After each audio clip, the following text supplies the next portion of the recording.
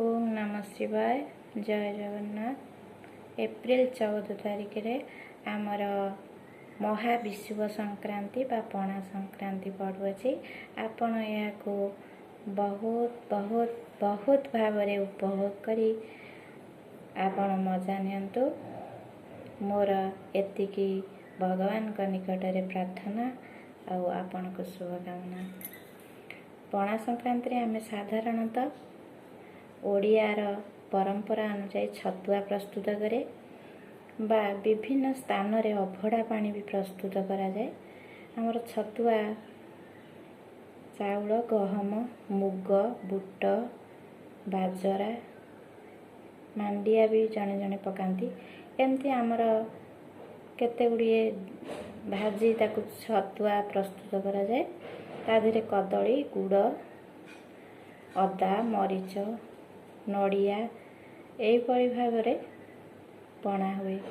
आउ ठाकुर को पंचामृत स्नान करी ए भोग लगा जाए। विशेषकर चौरा पाखरे आमर ठेकी बसे। यहाँ बहुत पुरातन वा पूर्वर यह आमर अच्छी।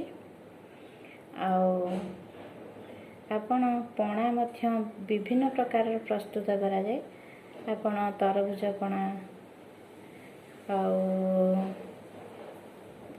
आखु रस कदली गुड़ मरीच अदा एभली भी विभिन्न प्रकार फल पकाई से भी गोटे पणा प्रस्तुत करा जाए।